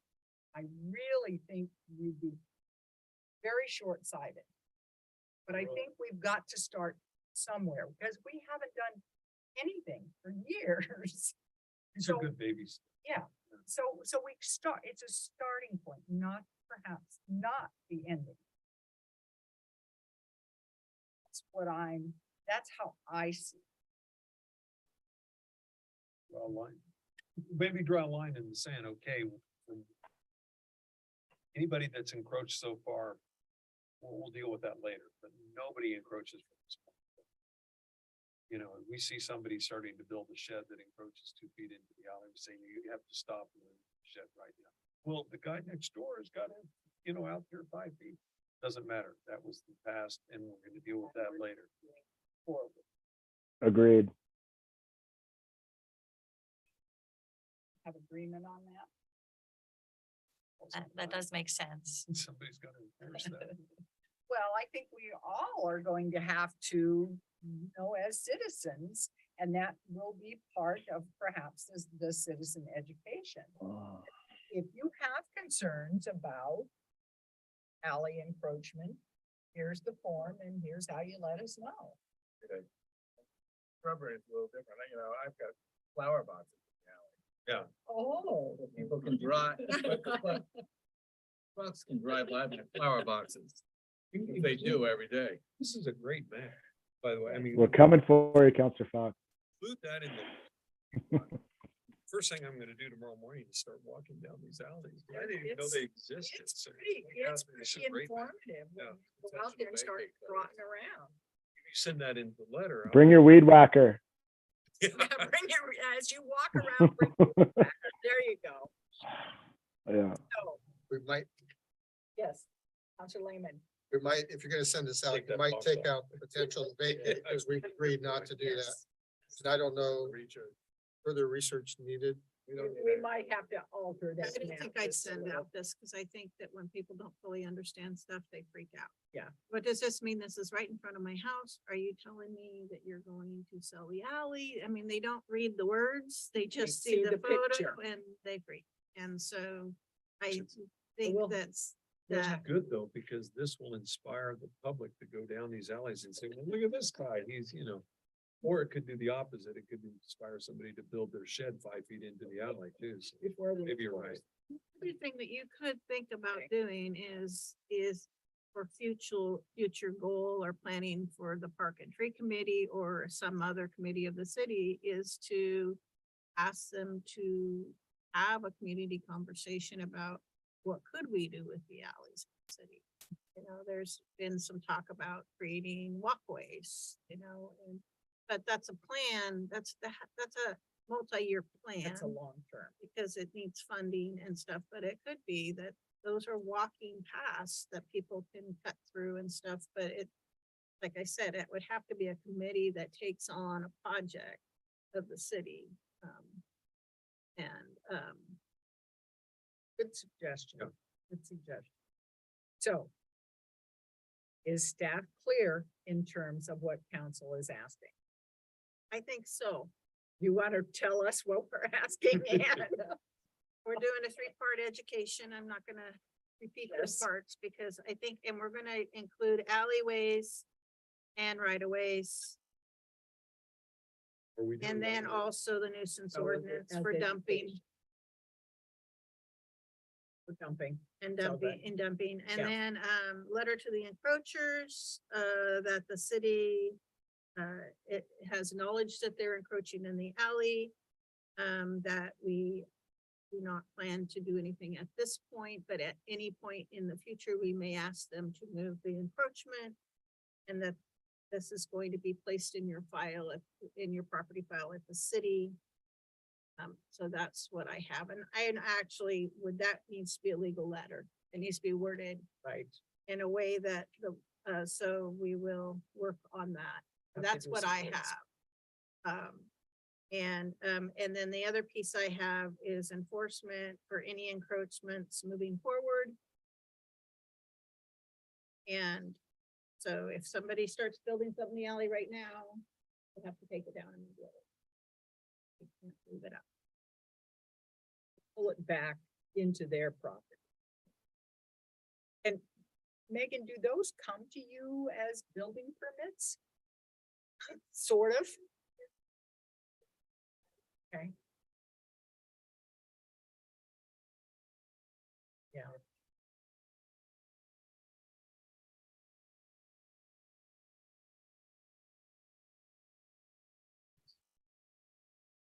fences. Okay, so I know that's not perfect, It's a start. but it's a start. And I really appreciate the thought and the comments and all that has gone into this. This is not, as many other things we've done, this has not been an easy discussion. Oh, Counselor Fox, now what? I just want to make sure we revisit within the year so that we just Okay. don't let it go. All right. Fair enough. So Layman, that will then bring it back around and we will keep moving this forward. You want to visit it at your next retreat? You want to follow up at your next retreat? Well, that's probably a great place to have It it. makes it easy for us to put it Yes, on a, let's do it at the retreat. so maybe we would have some reporting back on where we're at. I like it.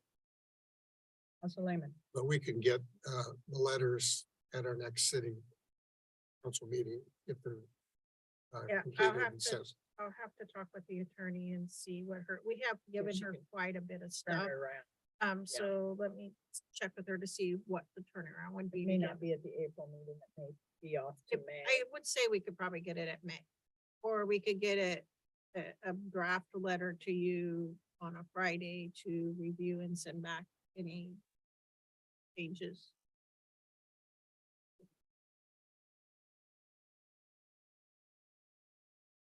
I think that we can do the exact same thing that we did with the brochure or the letter that went out to the public, is that if we Just send to- out a just to draft and review it. said, send me your change. Not an It's agenda. not an item. agenda. No, item. but just that council is aware because questions will come back to council and we need to be aware and be able to answer those. Our constituents. Yes, those are your cupcakes, birthday boy. I neglected to tell you that there are cupcakes. Thank you, Sammy, for doing that.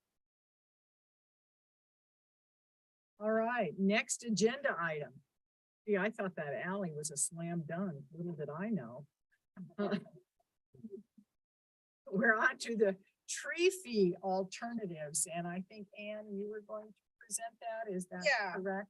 And this is to put in your pocket. This is not something that, unless you want to give staff direction on it,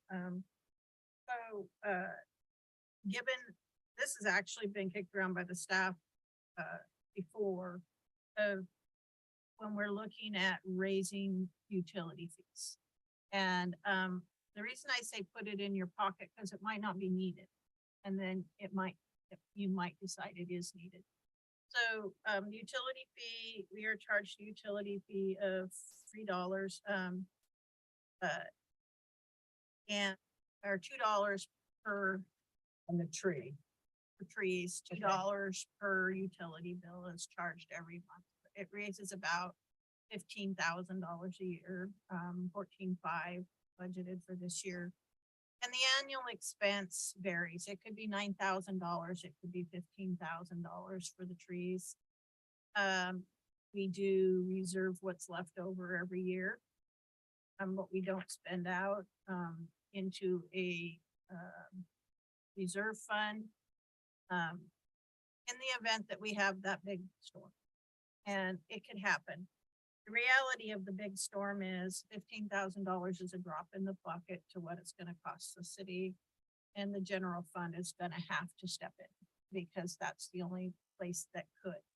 So, one tree, and Brian can help out with this, but one tree, $15,000 might take care of it. Maybe. So you guys understand that. So $15,000 is really sounds, it's a drop in the bucket. So we started looking at, if we were to, if the council considered not charging the tree fee, where would the funds come to maintain trees instead of the tree fee? And so I just put together some information about this to kind of just, like I said, put it in your pocket, in the back of your mind and think about it. So we can go forward, Sammy. So the city gas tax, we looked at that ordinance. This is this ordinance was voted on by the taxpayers, so the ordinance, the use of the gas tax was approved by the taxpayers.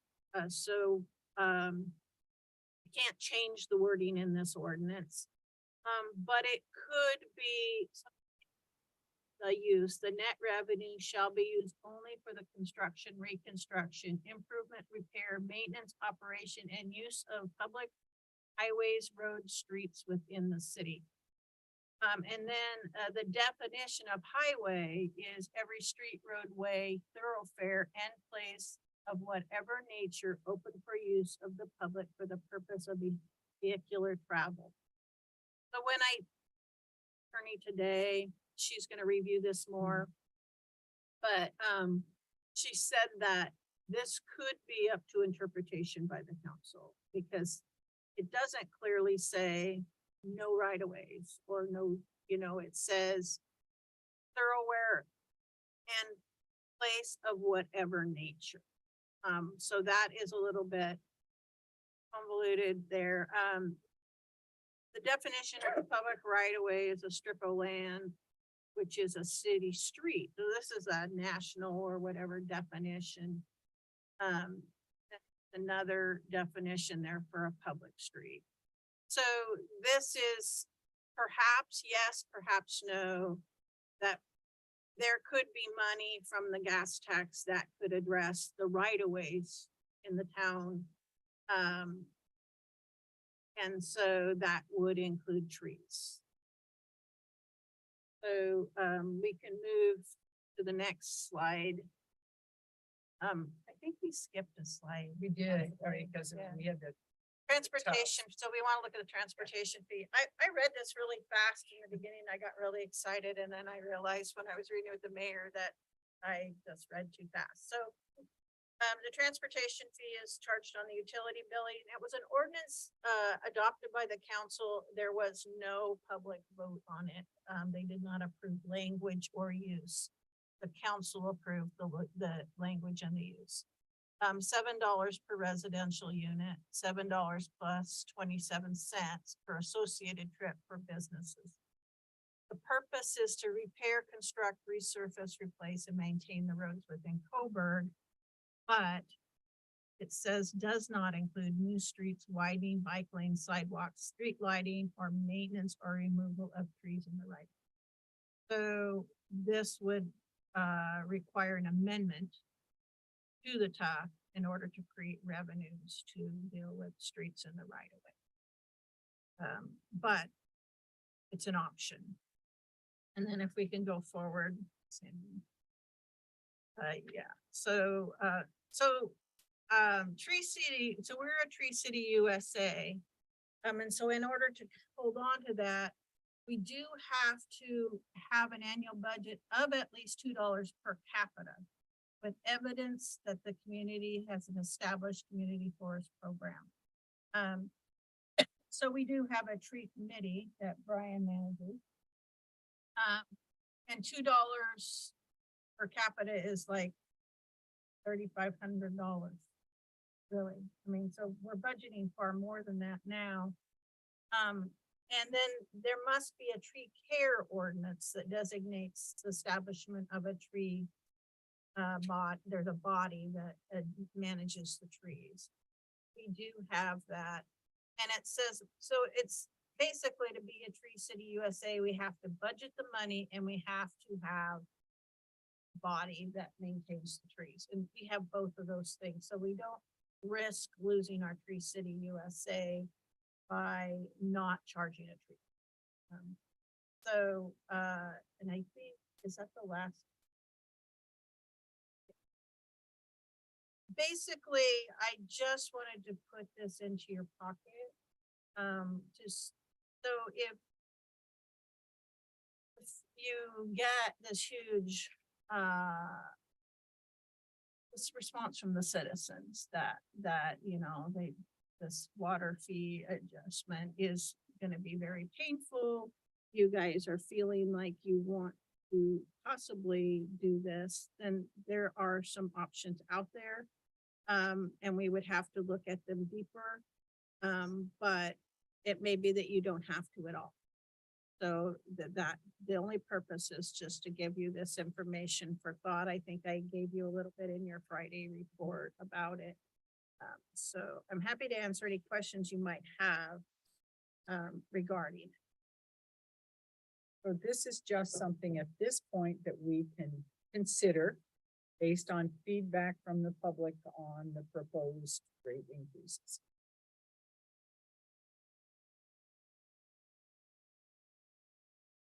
Comments, questions? Defer for a second.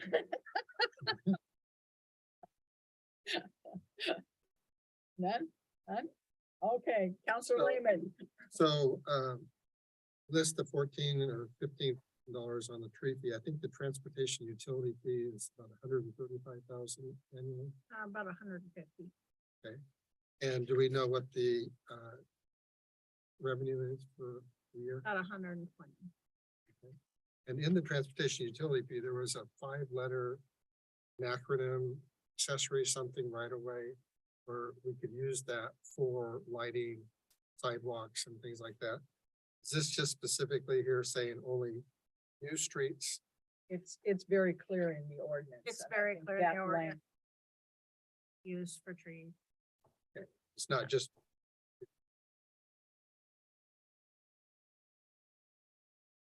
Very clear. The ordinance would need to be amended. Which we could do. What you can do, it's not, I think what I want to cause. Provide you the distinction is the gas tax, the language cannot be amended. do we have surpluses? Or do we use those $150,000 and $130,000 fully each year? I would say the 130,000, absolutely. The tough, it's new. I mean, we're still in the first couple years and we're in street fund, we're in street projects right now. So we're still early to trace that, whether or not we'll have, I mean, I'm sure we won't have spent out all the tough at the end of this year, but we have projects that are ahead of us that we're gonna have to spend on. So, the issue with the street fund and the street trees is that the revenues coming into the street fund are very specific. And the only way that you can change that is to make change. At the top. Because they're just very specific revenues, whereas water, you collect the water fees, it's for the operations, it's for the debt, it's for construction, it's for all of those things, and same for sewer. But the street tree revenues are very specific, each one of them. And so I'm just letting you know. This came up in a discussion, and it was just recommended that I provide you more information.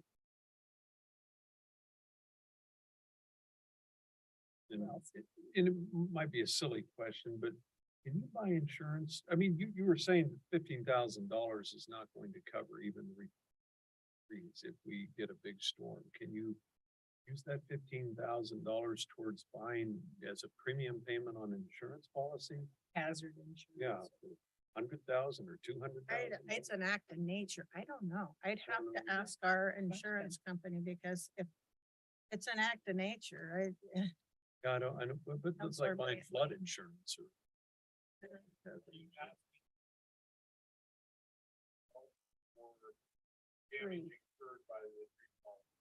Yeah, Yeah, I yeah, know. yes.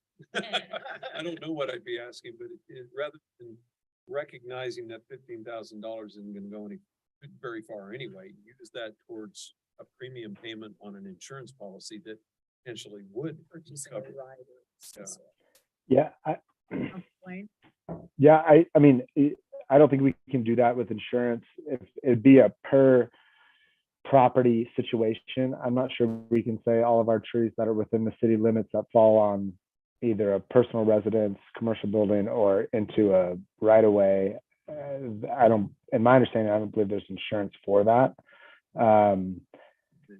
Side note to that, I would say I'd have a really hard time increasing any utility fees at this moment. And I know trees are an issue and I totally get it.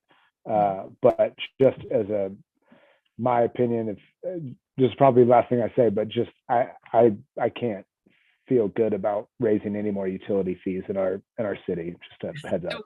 what we're actually talking about is trying to do away or potentially doing away with the tree fee. Oh, good. Okay. And All right. make- My misunderstanding. Where do we come up with that money instead? So. Gotcha. Okay. Yeah. All right. Super in None of favor us of that. wanna raise it, Yeah. Sorry. except for money. I just want to Fine. clarify the trees. The city is not liable for, if a tree falls on a car, the city's insurance does not cover that. That the homeowner's insurance would have to cover that.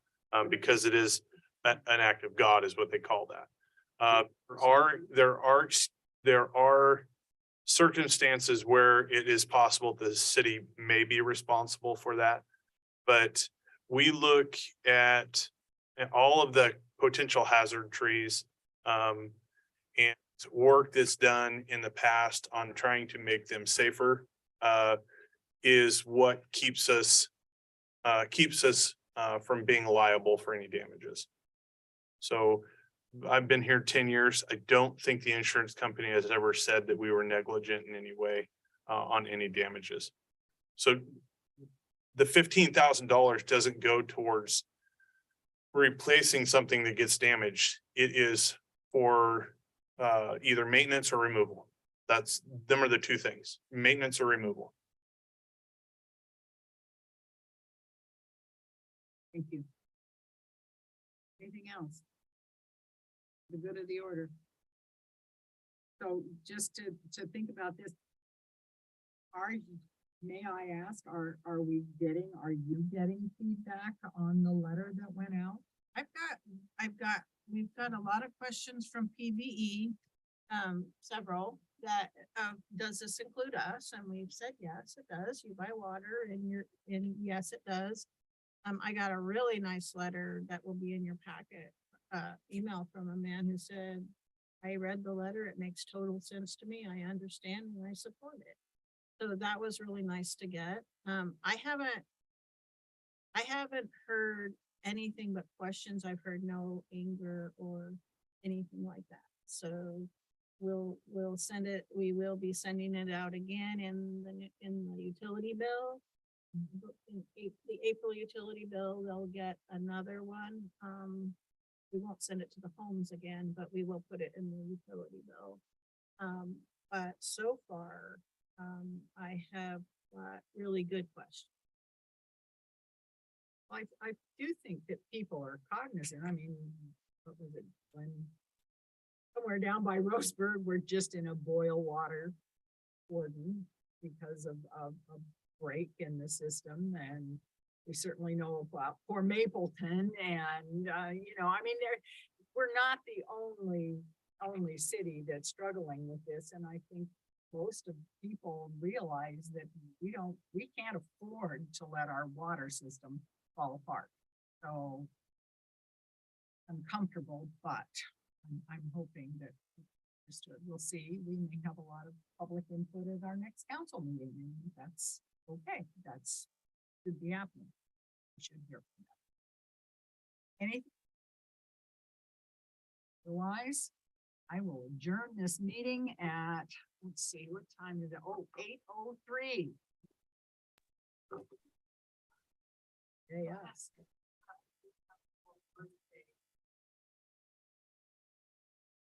Is that right? Thank you, Sam.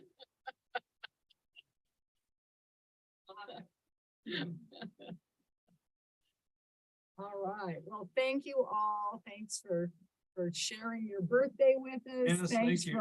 for sharing Thank your you. spring break with us. We'll do better next year, hopefully. Okay. All right. Bye.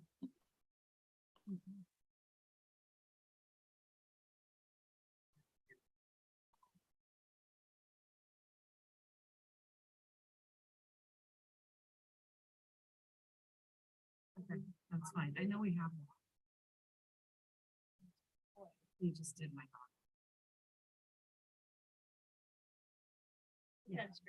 Yeah. Perfect. I don't, thank you very much. Huh? All right, hopefully it's better than today was. Interesting.